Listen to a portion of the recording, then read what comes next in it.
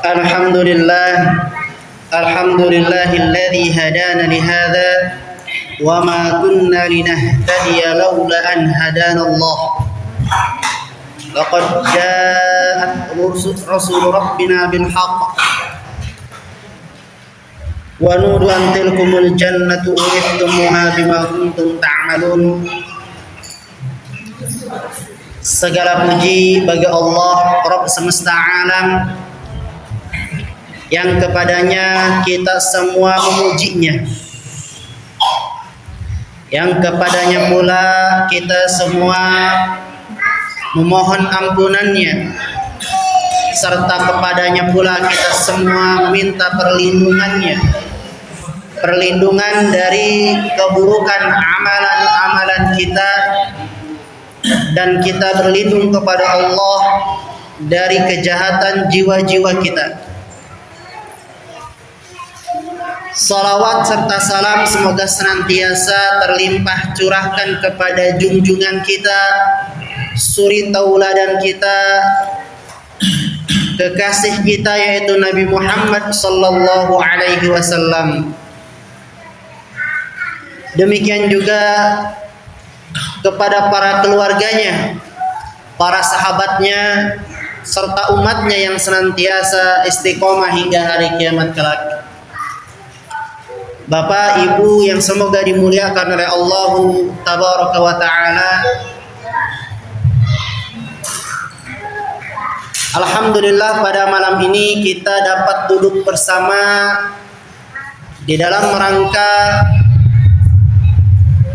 menuntut ilmu syar'i atau belajar tentang tafsir Al-Quran, yang mana tentunya mempelajari Al-Quran ini memiliki urgensi atau kepentingan, karena Al-Quran itu sendiri adalah pedoman hidup kita. Maka apa jadinya bila mana kita selaku manusia, selaku makhluk Allah, selaku orang yang beriman, namun kita tidak mengenal atau memahami panduan hidup kita, maka mau kemana kita akan melangkah? Kalau bahasa Al-Qur'annya fa aina tadhhabun, mau kemana kalian pergi?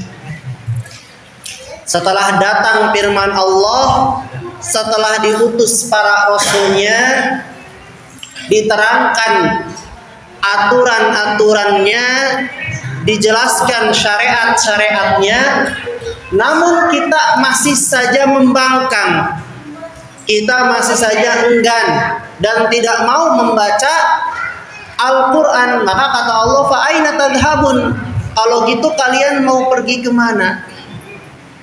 Karena seluruh alam semesta milik Allah. Seluruh alam semesta yang menciptakan adalah Allah, dan seluruh alam semesta pula diurus oleh Allah Tabaraka wa Ta'ala. Maka kita selaku hambanya, agar kita selamat, karena Allah telah menerangkan fahadainahu najdain, dan kami telah berikan keterangan kepadanya yaitu dua jalan, jalan menuju surga dan jalan menuju neraka. Maka tinggal dipilih saja oleh kita. Apabila kita ingin menuju surga, maka hendaknya kita mempelajari aturan mainnya, mempelajari aturan dan rambu-rambunya, apa saja yang boleh dan apa saja yang terlarang. Dan sangat mustahil kita memahami rambu-rambu itu apabila kita tidak membaca Al-Quran. Maka penting sekali bagi kita, sekali lagi apa? Belajar tafsir Al-Quran dengan tujuan agar kita dapat memahami setiap firman Allah Tabaraka wa Ta'ala yang telah Allah turunkan melalui Jibril, kemudian kepada siapa? Nabi kita Muhammad sallallahu alaihi wasallam. Nah, pada malam ini kita akan membahas tentang tafsir surat Al-Kafirun.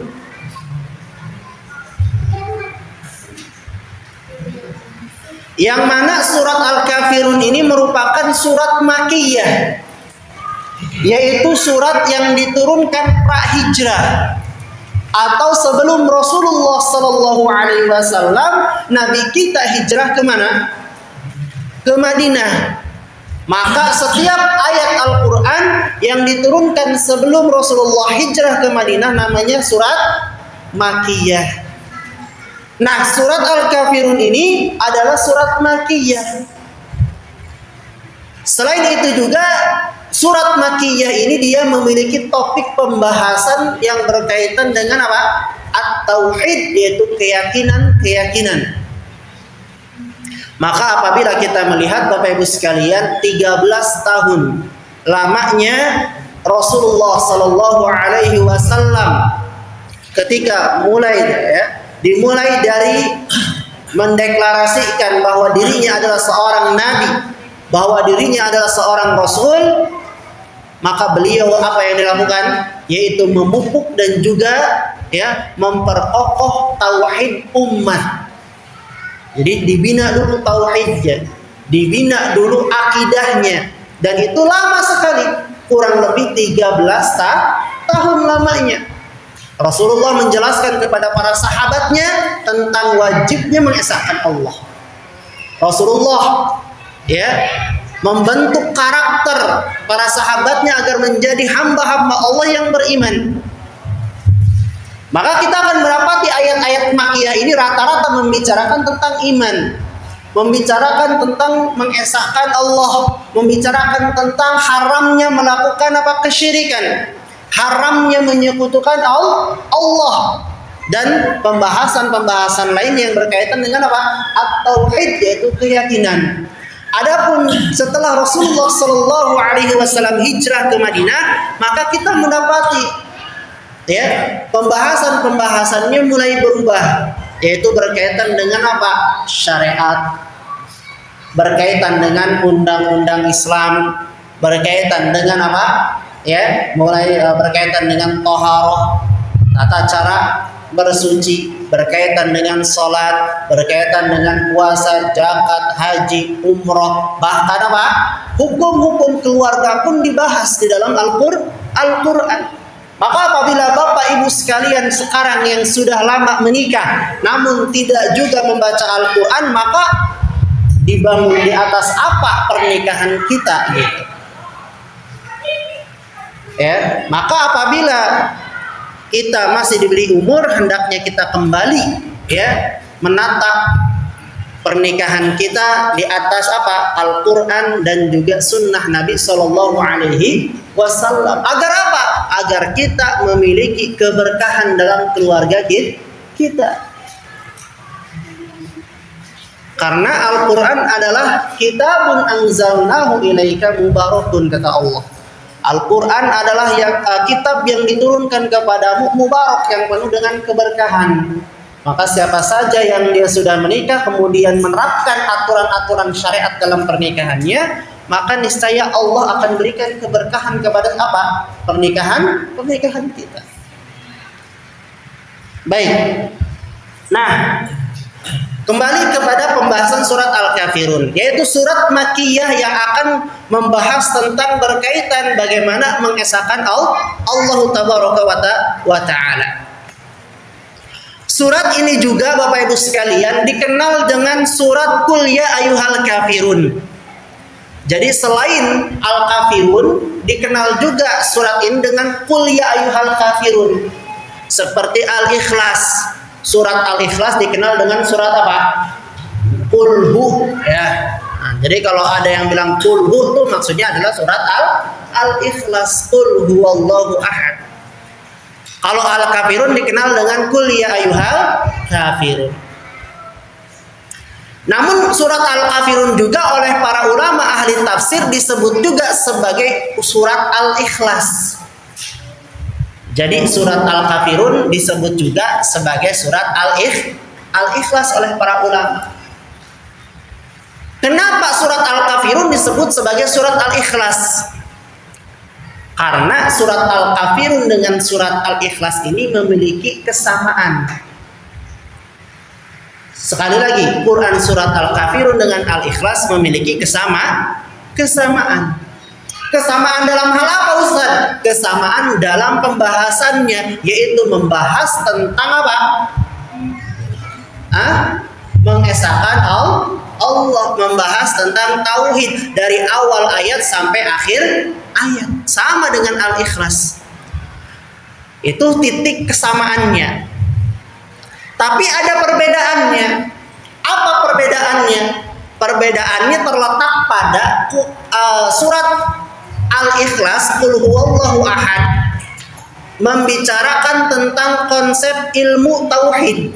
Jadi kalau kita baca Quran surat Al-Ikhlas, maka kita akan memahami bahwa di dalam Quran surat Al-Ikhlas itu dijelaskan tentang konsep tauhid yang benar, atau dijelaskan tentang ilmu tauhid yang benar.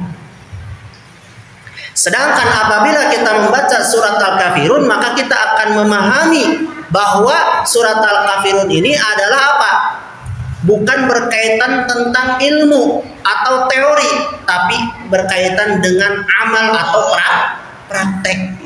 Jadi kalau Al-Ikhlas Qul huwallahu ahad itu berkaitan dengan teori, konsep, ilmu, ya, bagaimana mentauhidkan yang benar atau bagaimana mengesahkan Allah.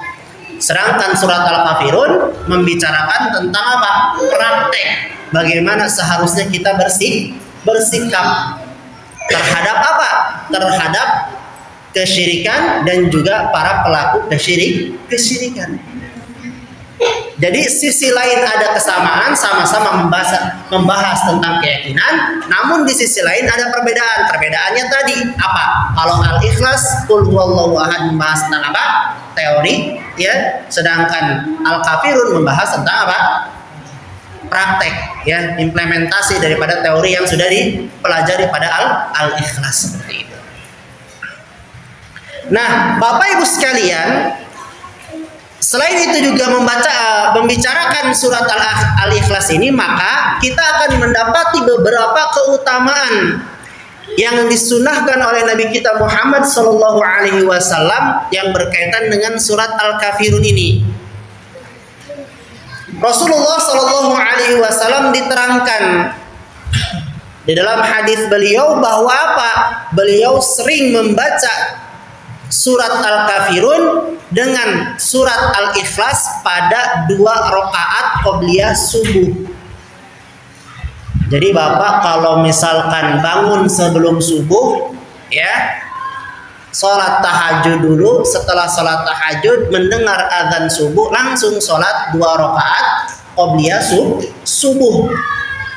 Apa yang disunahkan Ustaz kalau kita melaksanakan sholat qobliyah subuh? Jawabannya rakaat pertama membaca Al-Kafirun, rakaat kedua membaca Al-Ikhlas. Cukup itu saja. Karena Nabi Shallallahu Alaihi Wasallam sering membaca surat ini. Kemudian selain itu juga ba'diyah maghrib. Setelah salat maghrib ada salat sunnah ba'diyah sebanyak 2 rakaat. Apa yang disunahkan bacaan pada ba'diyah maghrib? Jawabannya ayat rakaat yang pertama membaca Al-Kafirun, rakaat yang kedua membaca Al-Ikhlas.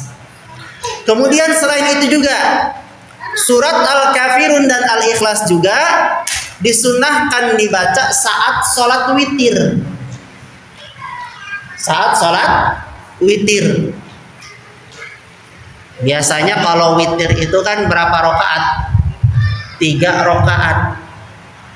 Rakaat yang pertama biasa disunahkan membaca surat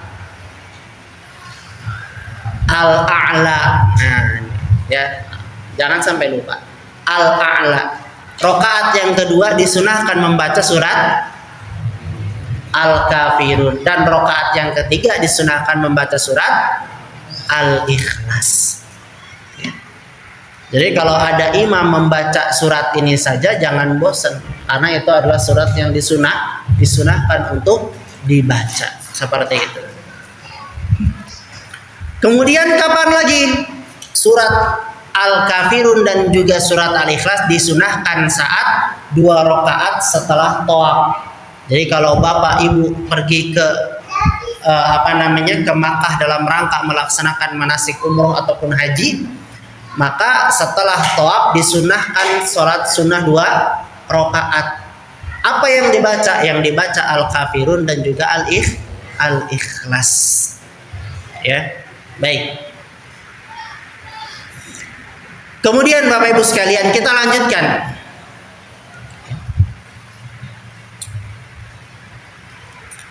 Kita lanjutkan masuk kepada pembahasan ayat yang pertama dari Quran surat Al-Kafirun. Allah tabaraka wa taala berfirman, "Qul ya ayyuhal kafirun."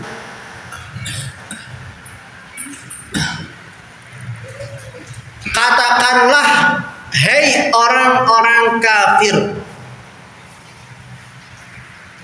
Di sini Allah tabaraka wa taala mengatakan, "Qul, wahai Muhammad, katakanlah." Walaupun perintah ini untuk Nabi kita Muhammad sallallahu alaihi wasallam, turun kepada Nabi kita Muhammad sallallahu alaihi wasallam, namun hukumnya berlaku untuk siapa? Seluruh umat Nabi Muhammad, yaitu mereka orang-orang beriman. Jadi ketika qul kata Allah, katakanlah olehmu wahai Pak Abdullah, katakanlah olehmu wahai Pak Anang, dan katakanlah olehmu ya, siapapun itu, ya ayyuhal kafirun, wahai orang-orang kafir. Apa tafsiran daripada ayat yang pertama di dalam tafsir Al-Mukhtasar? Diterangkan dalam kitab tafsir Al-Mukhtasar yang dipegang oleh Bapak dan Ibu. Di sini qul ya ayyuhal kafirun, qul ayyuhar rasul, ya ayyuhal kafiruna billah. Silakan Pak Anang dibaca terjemahnya. Ayat 1, tafsir ayat 1 artinya, katakanlah wahai Rasul, wahai orang-orang kafir kepada Allah. Katakanlah wahai Rasul, ya ayyuhal kafirun, wahai orang-orang kafir kepada Allah. Di sini kata-katanya al-kafirun, yaitu menggunakan kata jamak. Kalau kita belajar bahasa Arab, maka di dalam bahasa Arab yang namanya jamak, yang namanya plural itu ada 3, ada jamak taksir, ada jamak mudzakkar salim, dan jamak muannas salim. Kalau al-kafirun di sini jamaknya jamak apa Pak Anang? Jamak mudzakkar salim ya. Ini jamaknya mudzakkar salim, menunjukkan banyak. Maka oleh karena itu para ulama mengatakan bahwa apa? Kata-kata al-kafirun ini mencangkup semua orang-orang kafir berbagai macam jenisnya.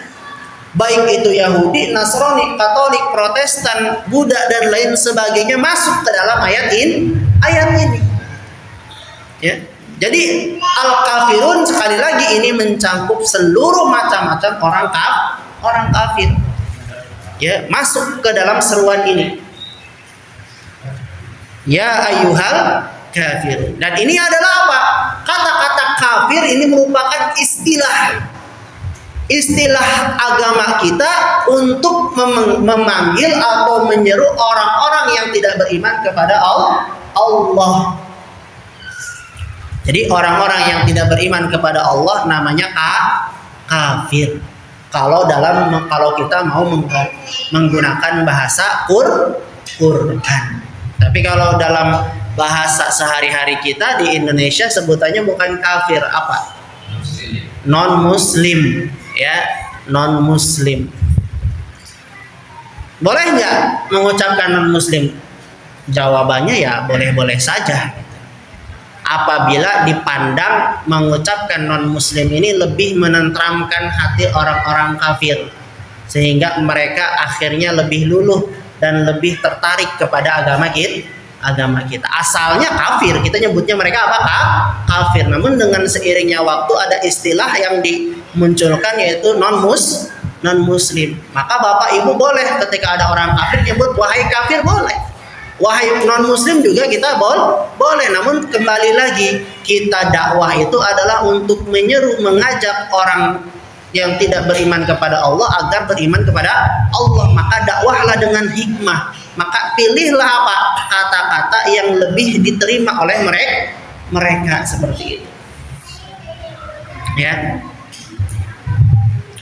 Yang mana kalau kita melihat kepada ayat atau kepada makna dari kata kafaro, sebenarnya kafir itu diambil dari kata kafaro yang furu. Kafaro yang furu itu dalam bahasa Arab artinya menutup. Menutup itu disebutnya kafaro yang furu. Makanya petani itu disebutnya kafir.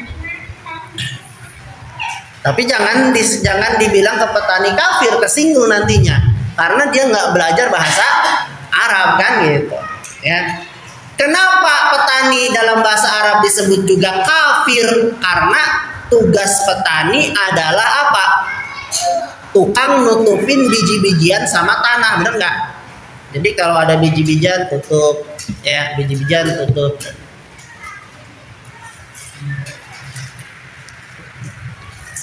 Ini baru dibahas kan di sini ya. Perasaan teh kayak udah dibahas gitu ini teh. Ya. Ngomongin ini tuh perasaan teh kayak udah dibahas di sini. Bisik salah gitu. Ya. Ya, jadi kafaro artinya menutup. Ya, para petani kerjanya adalah menutup biji-bijian dengan tanah. Itu namanya kafaro yang furu. Gitu. Makanya dalam bahasa Arab petani kafir. Gitu. Tapi bahasa kafir ini nggak terlalu populer, hanya populer dari kalangan orang-orang yang ahli bahasa saja.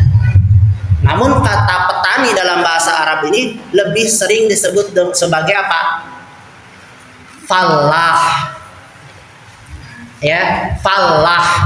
Fallahun adalah petani. Makanya Bapak kalau adzan jangan salah. Ini para muadzin ini harusnya apa? Belajar tahsin dulu. Jangan sampai langsung adzan kayak khawatir salah. Hayya 'alal falah. Artinya mari kita menuju kemenangan. Hayya 'alal falah tanpa tasjid di huruf lamnya. Tapi kalau Bapak pas adzan hayya 'alal falah, artinya hayu bareng-bareng orang ngadatangan para petani gitu. Jadi hayu orang ke petani gitu. Jadi orang bukan ngajak orang apa ke masjid gitu, malah ngajak orang datang ke petani gitu, karena pakai tasjid. Hayya 'alal falah gitu. Artinya mari kita apa? Menuju para petani. Rek naon ka petani gitu. Ya. Jadi yang benar adalah hayya 'alal falah. Jangan pakai falah, jangan. Tapi falah artinya kemenangan. Ya, sedangkan kalau artinya apa namanya tadi kembali lagi ya, kafaro yakfuru adalah orang yang menutup. Maka orang kafir itu adalah orang yang menutup dirinya dari apa? Dari beriman kepada Allah dan juga Rasulnya. Bahasa kitanya apa? Orang yang menutup. Ada orang mau bertamu kita sama kita ditutup pintunya. Itu maksudnya apa? Menolak kedatangan orang itu. Makanya orang kafir itu adalah orang yang menutup diri atau orang yang menolak untuk beriman kepada Allah.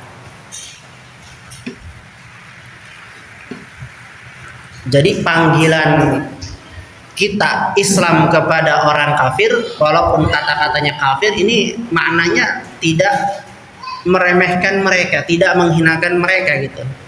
Ya, beda dengan perkataan atau sebutan kita di kitab orang-orang Kristen, apa nyebutnya ke kita? Domba-domba yang tersesat gitu. Saya pernah lihat video ada seorang mahasiswa Katolik atau Protestan ketika mencari jamaah ya orang yang mau masuk Kristen, wahai domba-domba yang tersesat, wahai domba-domba yang tersesat, marilah menuju apa? Dia ngajaknya kayak gitu ya. Seperti itu. Baik, kita lanjutkan. Sedangkan al-Islam adalah apa? Al-Islam maknanya adalah dari kata salima yaslamu atau aslama yuslimu.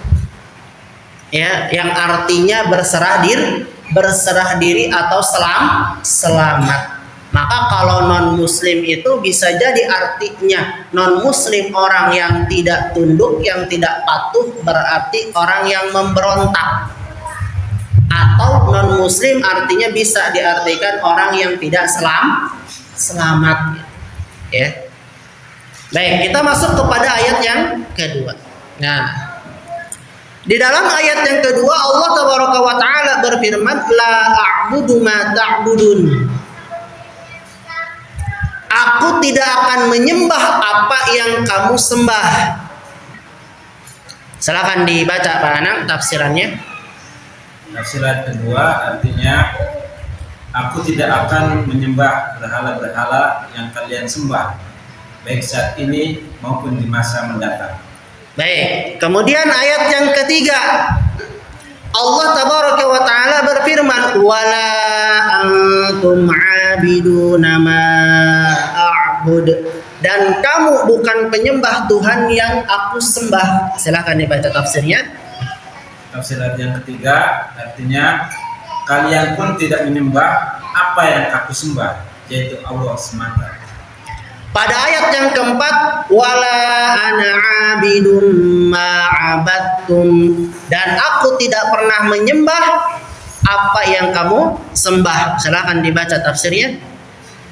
Tafsir yang ayat yang keempat, aku sama sekali tidak menyembah berhala-berhala yang kalian sembah. Wala antum abiduna ma a'bud, dan kami tidak pernah pula menjadi penyembah Tuhan yang kamu sembah. Ayat yang kelima, silakan dibaca tafsirnya. Tafsir ayat kelima, kalian pun tidak menyembah apa yang aku sembah, yaitu Allah semata. Baik Bapak Ibu sekalian, kita akan melihat pada ayat yang kedua, ketiga, keempat, kelima, Allah Tabaraka wa Ta'ala mengulang jawaban firman yang serupa. Pada ayat yang pertama, la a'budu, pada ayat yang kedua, la a'budu mata budun. Diulangi lagi, wala antum abiduna ma a'bud. Kemudian diulang lagi, wala ana abidum ma abattum wala antum abiduna ma a'bud. Para ulama menyimpulkan, ada dua kesimpulan dari para ulama. Apa itu? Yang pertama, kenapa Allah Tabaraka wa Ta'ala mengulang firman-Nya walaupun maknanya serupa antara ayat 2, 3, 4, 5. Kata para ulama, pengulangan ini adalah sebagai jawaban atas negosiasi orang-orang kafir yang senantiasa berulang. Jadi Bapak Ibu sekalian, ketika Nabi berdakwah, Nabi ini di apa? Ya dihalang-halangi dakwahnya. Dengan cara apa?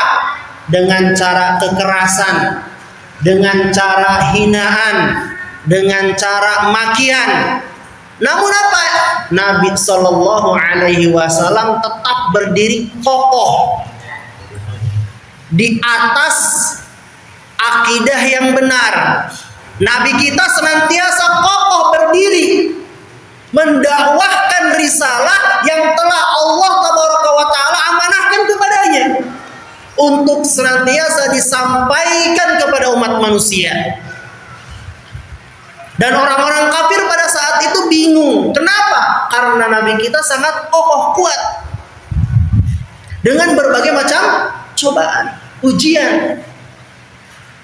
Maka mereka berpikir bagaimana kiranya dakwah Muhammad ini bisa berhenti. Akhirnya apa? Mereka tawarkan apa? Jabatan kepada Nabi kita Muhammad. Tawarkan jabatan. Ini merupakan apa? Dunia. Kemudian ditolak juga sama Nabi Muhammad. Ditawarkan juga apa? Harta kepada Nabi kita Muhammad Sallallahu Alaihi Wasallam. Namun sama beliau ditolak juga. Lalu ditawarkan pula apa? Wanita. Namun tetap sama Nabi kita Muhammad Sallallahu Alaihi Wasallam tawaran-tawaran tersebut di apa? Ditolak. Maka pada akhirnya apa? Mereka pun menawarkan kepada Nabi kita Muhammad, kalau seperti itu bagaimana bila mana setahun engkau menyembah berhala kami dan kami setahun berikutnya menyembah berhala engkau wahai Muhammad. Menyembah apa? Tuhanmu maksudnya. Namun apa? Tetap sama Nabi Muhammad ditolak dengan kata-kata apa? Dengan diturunkannya firman Allah, "Qul wahai Muhammad, katakan kepada mereka orang-orang kafir, ya, la a'budu ma ta'budun, aku tidak akan menyembah apa yang kamu sembah walaupun cuma setahun. Wala antum 'abiduna ma'abud, dan kalian pun sama tidak akan bisa menyembah Tuhan yang aku sembah." Terus diulang-ulang seperti ini. Itu menurut pendapat yang pertama. Adapun pendapat yang kedua, bahwa pengulangan ayat ini merupakan taukid, penguat bahwa apa? Bahwa Nabi Muhammad mengajarkan kepada kita kaum muslimin, ya, untuk apa? Untuk menjawab dengan tegas bahwa kita tidak akan pernah melakukan kesyirikan dengan cara menyembah sesembahan orang-orang kafir seperti itu. Nah, maka Bapak Ibu sekalian, ketika kita membaca surat Al-Kafirun, hendaknya kita mentadaburi, hendaknya kita melihat, hendaknya kita memperhatikan bagaimana kokohnya Nabi kita Muhammad sallallahu alaihi wasallam di atas kebenaran. Beliau dakwah walaupun apa? Walaupun berbagai macam rintangan menghadang, baik yang menyakitkan maupun yang menyenangkan. Karena yang namanya rintangan tidak selamanya apa? Menyakitkan. Namun kadang ada rintangan itu datang dengan sesuatu yang indah. Maka Nabi kita Muhammad sallallahu alaihi wasallam diterangkan dalam hadis, "Aku tidak takut kefakiran melanda umat." Jadi yang ditakutkan oleh Nabi kita bukanlah kefakiran, bukanlah kemiskinan yang melanda umatku, kata Nabi Muhammad, tapi yang aku takutkan adalah apa? Ketika dunia dibentangkan di hadapan mereka, maka apa? Akan banyak orang yang mulai goyah keimanan. Padahal itu bukan datang dari orang kafir, bukan. Ya. Maka oleh karena itu kadang ada seseorang di antara kita, ketika dia miskin, ketika motornya masih doyok, dia rutin datang ke kajian, semangat membara, ingin menuntut ilmu syar'i.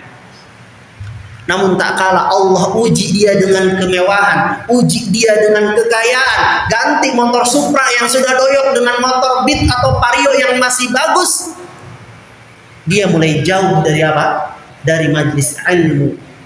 Dia mulai jauh mainnya kemana? Ya mungkin ke kuliner ujung-ujungnya. Ya kan, malam Senin lihat pasar malam, lihat sandiwara, ya kan, yang tadinya biasa dia apa, bangun di malam hari menengadah, bermunajat, meminta kepada Allah, ya Allah ya Rabb kami, ampuni kami, kuatkan kami, tabbit qalbi ala dinik, kokohkan agamaku, kokohkan hatiku di atas agamamu. Setiap malam dia mengulang permintaannya, mengulang permohonannya. Dan dia juga meminta kepada Allah, ya Allah berikan aku apa? Kekayaan, maka niscaya aku akan apa? Berbagi ke semua orang. Allah kabulkan dia, namun apa yang terjadi? Justru bukannya dia malah semakin semangat, namun justru malah semakin jauh. Maka apa? Kata Rasulullah, kefakiran, kemiskinan bukanlah itu yang ditakutkan. Namun yang ditakutkan oleh Nabi kita adalah apa? Yaitu dibentangkannya dunia di hadapan mereka, sehingga mereka mulai tidak apa? Kokoh dan tergoda, sehingga mulai jauh daripada Allah Tabaraka wa Ta'ala. Maka bayangkan Bapak Ibu sekalian, ketika kita dakwah, ketika kita menyeru umat manusia, ditawari jabatan, maka senantiasa kita mengingat kepada apa? Bagaimana perjuangan Nabi kita Muhammad SAW. Karena tentu siapa yang tidak mau memiliki jabatan? Karena jabatan zaman sekarang sudah mulai direbutkan. Begitu pula dengan harta. Ya. Maka hendaknya ketika kita membaca surat Al-Kafirun, kita melihat tentang bagaimana ketegasan Allah Tabaraka wa Ta'ala kemudian ya mengajarkan kepada nabinya dan nabinya mengajarkan kepada kita untuk mengatakan apa? Qul ya ayyuhal kafirun. Katakanlah wahai orang-orang kafir. La a'budu ma ta'budun wa la antum 'abiduna ma a'bud, dan seterusnya. Kemudian Bapak Ibu sekalian, pada ayat kedua, ketiga, keempat, dan juga kelima, kita melihat ada kata atau huruf ma di sana. Coba dilihat, diperhatikan. La a'budu ma. Ada apa kan di sana? Wala antum abiduna ma. Wala ana abidum ma abattum wala antum abiduna ma. Para ulama berselisih di dalam menetapkan huruf ma ini, sehingga disimpulkan dalam tafsir Imam Al-Qurtubi diterangkan bahwa huruf ma di sini itu ada dua tafsiran, ada dua pengertian, dua tafsiran. Tafsiran yang pertama, ma di sini adalah ma al-mausulah. Ma di sini artinya adalah ma al-mausulah. Sehingga artinya dari la a'budu ma ta'budun wa la antum 'abiduna ma a'bud, kalau maknya adalah ma mausulah artinya seperti ini. La a'budu ma ta'budun, aku tidak pernah menyembah baik sekarang ataupun yang akan datang. Artinya apa? Bahwa Nabi Muhammad itu apa? Selamanya tidak akan menyembah apa yang disembah oleh orang-orang kafir. Itu kalau mausulah. Jadi menunjukkan apa? Waktu, ya. Sebelum, sekarang, baik yang lalu ataupun sekarang ataupun di masa datang, sama sekali aku tidak akan menyembah. Itu mausulah. Sedangkan kalau ma yang kedua, kata para ulama, Imam Al-Qurtubi mengatakan ma yang kedua, tafsiran ma yang kedua adalah ma masdariyah. Nanti artinya beda lagi. Kalau ma al-masdariyah, kalau ma al-mausulah tadi, aku tidak pernah menyembah, tidak pula akan menyembah sekarang, dan tidak pula akan menyembah di waktu esok sesembahan kalian. Sedangkan ma masdariyah artinya adalah aku tidak akan menyembah Allah seperti cara beribadah kalian. Jadi kalau ma masdariyah itu lebih kepada caranya, metodenya gitu loh. Ya, cara beribadah orang-orang kafir. Kalau maknanya ma masdariyah. Makanya la a'budu ma ta'budun, aku tidak akan menyembah, aku tidak akan beribadah dengan cara seperti ibadahnya kalian. Ini kalau maknya masdariyah. Makanya Bapak Ibu sekalian, ya, walaupun Bapak Ibu menyembah Allah Tabaraka wa Ta'ala, tapi cara yang dipakai mengikuti cara atau metode orang-orang kafir, maka ibadah tersebut tidak akan diterima oleh Allah Tabaraka wa Ta'ala. Walaupun yang disembahnya Allah, tapi caranya salah, yang akan diterima. Karena diantara diterimanya amal ibadah, syarat diantara diterima amal ibadah ada berapa? Ada dua. Satu, ikhlas.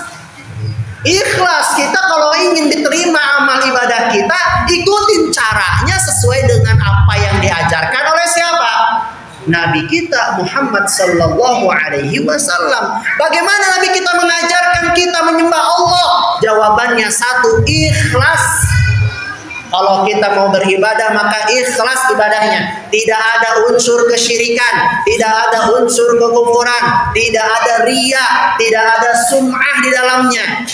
Namun harus ikhlas kita beribadah karena Allah Tabaraka wa Ta'ala. Itu yang pertama. Udah ada? Yang kedua adalah apa?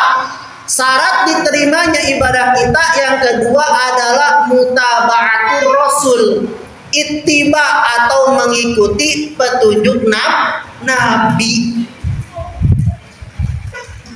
Barulah ibadah kita akan berkualitas, barulah ibadah kita akan bernilai, barulah ibadah kita akan diterima di sisi Allah.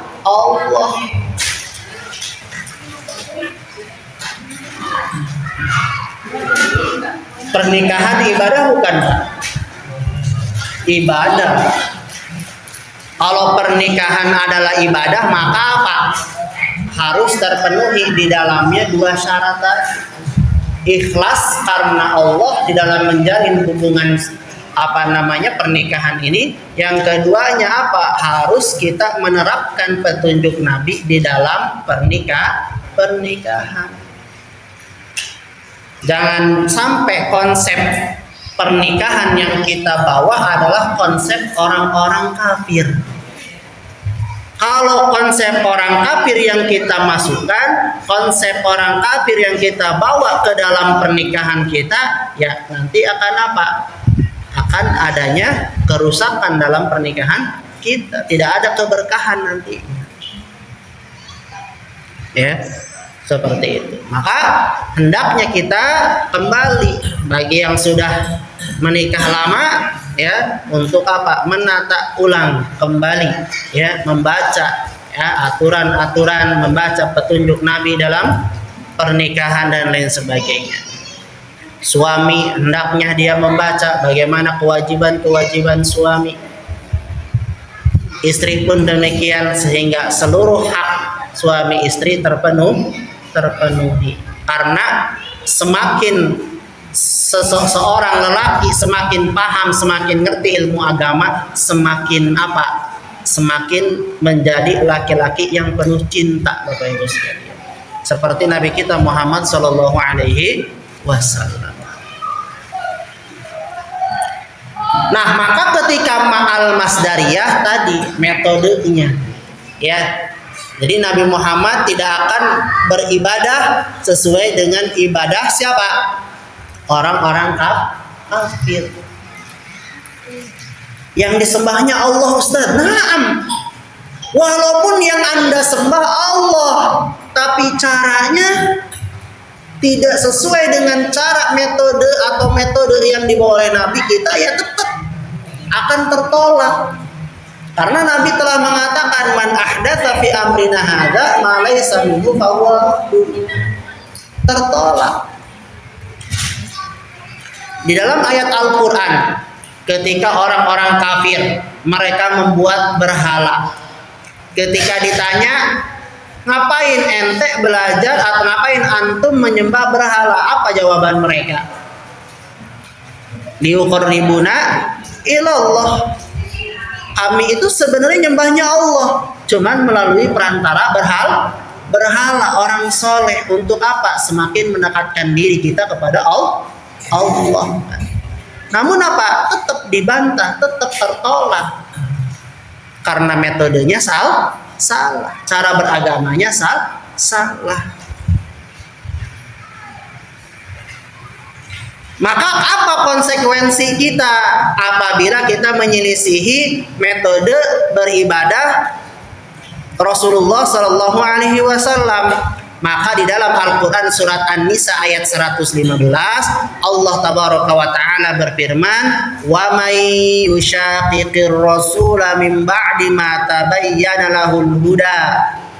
Barang siapa yang dia menyelisihi petunjuk Nabi setelah datang kebenaran kepada Nabi kita Muhammad sallallahu alaihi wasallam, wa yattabi ghairu sabilil mu'minina, dan mengikuti jalan bukan jalan para sahabat Nabi, nuwallihi, maka konsekuensinya apa? Allah akan palingkan dia, ya. Allah akan berikan dia keleluasaan terhadap kesesatan yang telah dikuasainya.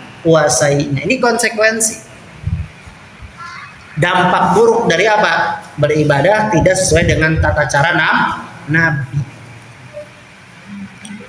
Kemudian yang kedua, Rasulullah Shallallahu Alaihi Wasallam bersabda, "Kullu ummati yadkhulunal jannah," bahwa seluruh umatku akan masuk ke dalam surga. Ini jaminan seluruh umatku akan masuk surga. Illa man aba, kata Nabi, kecuali orang yang enggan masuk surga. Qalu wa man ya'ba ya Rasulullah. Para sahabat kaget, heran dengan orang yang enggan masuk surga, karena manusia seluruhnya ingin masuk surga, namun ada orang yang enggan. Maka kata Nabi Shallallahu Alaihi Wasallam, "Man ata'ani dakhalal jannah." Barang siapa yang dia taat kepadaku, ya, maka dia akan masuk surga. Wa man asani, dan barang siapa yang dia bermaksiat kepadaku, maksudnya tidak taat kepadaku, dakhalan nar, maka dia akan masuk ke dalam neraka. Atau faqad aba, maka orang inilah yang telah apa? Orang inilah yang enggan masuk ke dalam surga. Jadi bermaksiat kepada Nabi bukan hanya dalam masalah ucapan. Nabi mengajarkan kita bertutur kata yang baik.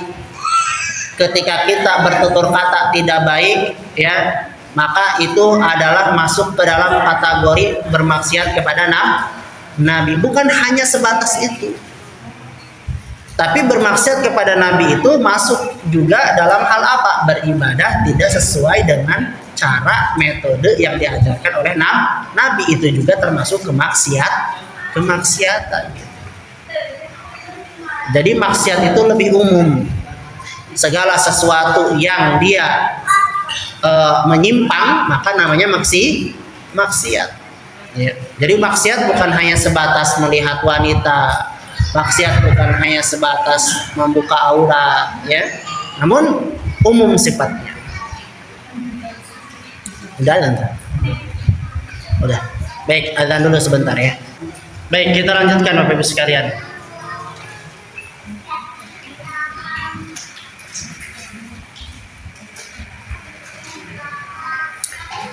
Nah, maka kembali lagi bahwa di dalam beribadah hendaknya kita mengikuti tuntunan Nabi Shallallahu Alaihi Wasallam. Dikatakan oleh Abu Bakar As-Siddiq, beliau adalah salah seorang sahabat Nabi senior, juga termasuk daripada orang yang dijamin masuk ke dalam surga tanpa hisab. Apa yang dikatakan oleh Abu Bakar As-Siddiq? Beliau mengatakan, lastu tarikan syai'an kana Rasulullah ya'malu bihi illa amiltu bihi. Aku tidak pernah meninggalkan sesuatu apapun yang Rasulullah Shallallahu Alaihi Wasallam lakukan, kecuali aku pasti akan mengamalkannya.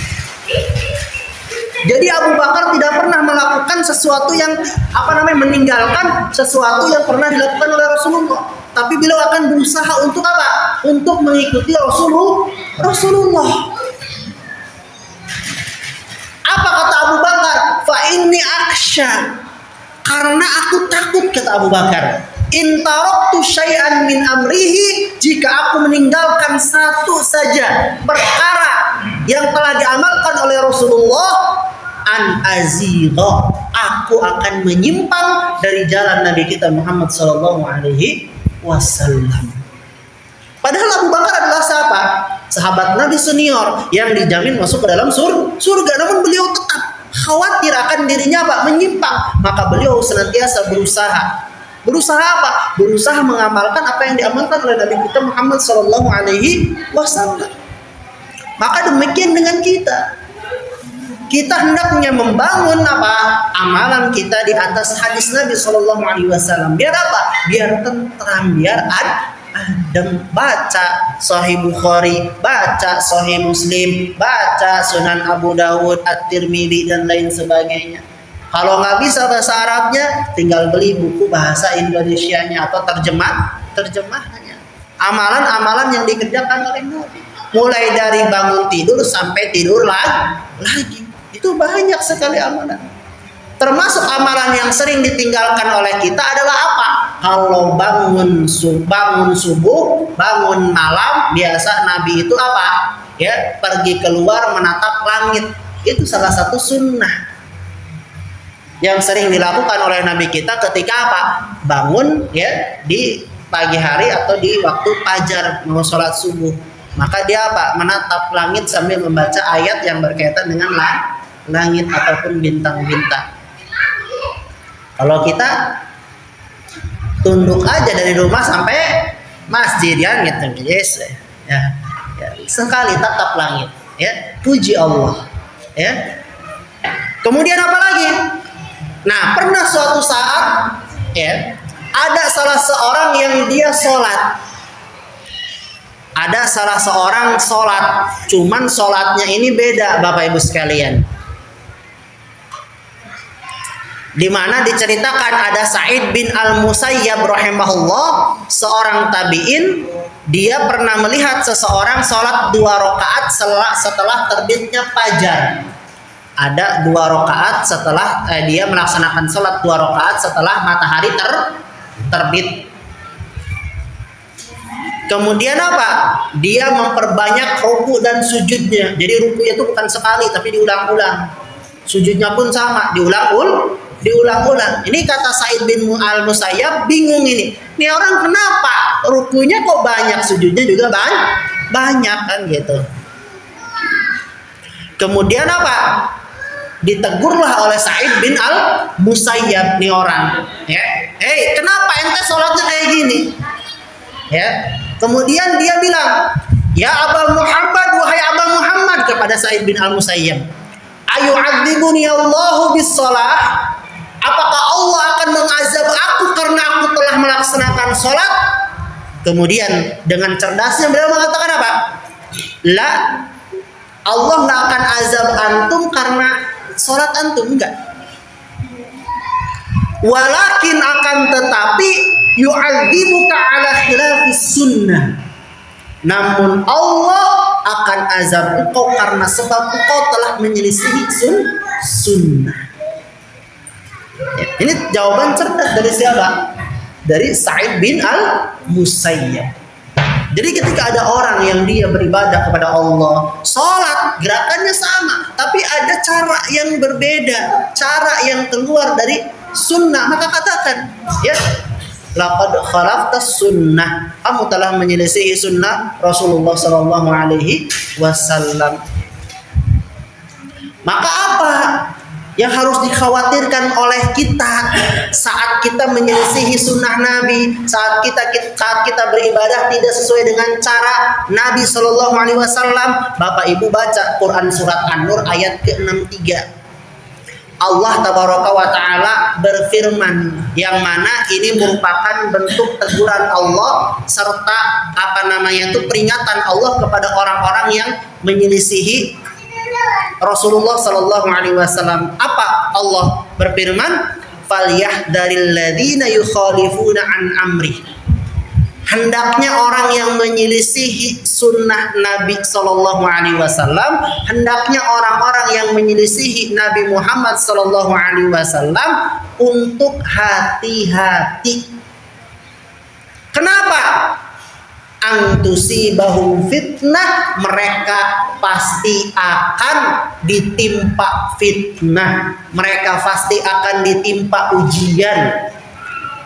Au yusibahum adzabun alim, atau mereka akan ditimpa azab yang pedih. Jadi ada 2 peringatan dari Allah bagi mereka orang-orang yang menyelisihi Nabi Muhammad. 1, mereka dipastikan akan ditimpa ujian, yaitu berupa fitnah. Fitnah ini apa maksudnya? Kata Imam Ahmad dikatakan bahwa fitnah ini berupa kesyirikan. Orang yang dia ibadah tapi ibadahnya tidak sesuai dengan contoh Nabi Muhammad SAW, maka dia lama-kelamaan akan mulai menyimpang, semakin jauh semakin bukannya menyembah Allah, malah apa? Terjerumus kepada kesyirikan.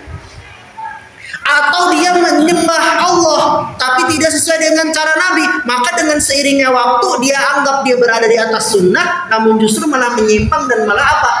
Terjerumus kepada kekufuran. Atau juga sama tadi, dia menyimpang dari cara ibadah Rasulullah Sallallahu Alaihi Wasallam, maka semakin lama malah justru dia apa? Terkena musibah, terkena fitnah berupa kemunafikan. Jadi bisa kesyirikan yang menimpa dia, bisa juga kekufuran, bisa juga apa? Kemunafikan. Gara-gara apa? Gara-gara dia tidak tadi mengikuti tata cara Nabi dalam beribadah. Aw yusibahum adzabun alim, atau dia tertimpa dengan azab yang dahsyat gitu. Ya, waliyadzubillah. Maka hendaknya kita semua berlindung kepada Allah tabaraka wa taala dan memohon kepada Allah agar diberikan kemudahan. Dan ayat yang terakhir, lakum dinukum waliyadin, untuk mula agamamu dan untuk pula agamaku. Ya, ini adalah sebagai apa? Ya, sebagai tadi ya, peringatan dari Nabi Shallallahu Alaihi Wasallam untuk orang-orang kafir, karena agamaku adalah agama yang diridhai, sedangkan agama kalian adalah agama yang tidak diridhai. Karena kata Allah, inna dina indallahi al-Islam, sesungguhnya agama yang diridhai adalah agama Islam. Baik, kita cukupkan sampai di sini. Wassallallahu ala nabiyina Muhammadin wa ala alihi wa sahbihi wasallam, wa akhiru da'wana alhamdulillahirabbil alamin. Assalamualaikum warahmatullahi wabarakatuh.